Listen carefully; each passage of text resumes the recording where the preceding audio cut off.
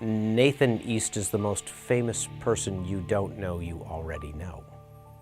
Bass players, to a large extent, tend to be the unsung heroes, you know. It would be great if he actually wrote down or there was a list of all the tracks he'd played on where you'd think, my God, that was him.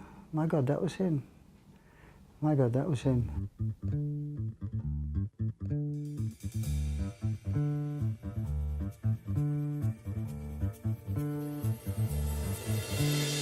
Gladys Knight and the Pips, Lionel Richie, Pointer Sisters, Kenny Rogers, Shaka Khan, Al Jarreau, Aretha, Whitney Houston, Kenny Loggins, Amy Grant, Michael Jackson records, Earth, Wind and Fire, Anita Baker, Wayne Shorter records to Bob Dylan, Phil Collins, Quincy Jones, Patty Austin, Eric Clapton, Sergio Mendes, Elton John, Babyface, Chris Bodie, Natalie Cole, Michael McDonald, George Harrison, Stevie Wonder, Herbie Hancock, Beyonce, David Foster, the guys in Toto, Daft Punk. There's just a handful of guys like Nathan who keep appearing decade after decade after decade on records because they have this unique gift.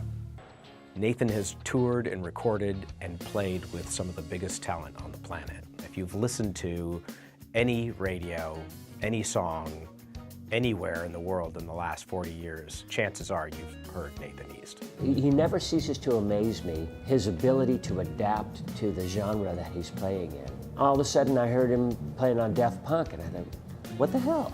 How did he morph into that? First gold record I ever received, it was given to me by Lionel Richie, and it was for the song Endless Love, Lionel Richie and Diana Ross.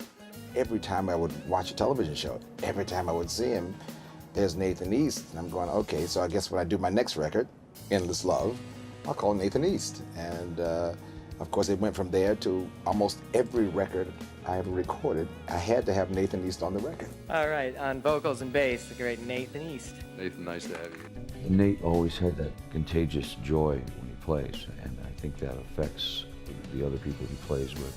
And those are the collaborations that really make great records. Nate's got it right, you know. He did, and I don't know how to put it in there. Like it's like a person that's talented. They've got it, whatever it is, they have it. You know, they get it. The funny thing about Nathan as a lead artist is nobody can believe that he hasn't done it already. I didn't realize that he's never made a solo record. I didn't realize that. You know, I mean, you're talking about, what, he never made a solo record before? He should have done it a long time ago.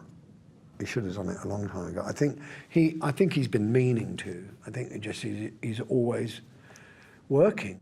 There's so much of himself in those records. I think a lot of them he almost considers his solo albums because there's so much Nathan on these records. He's just probably been storing up all this good stuff all these years, and it has to let itself out now. The stars are all in alignment. When he finally announced that he was going to record his first solo record, everybody came out of the woodwork.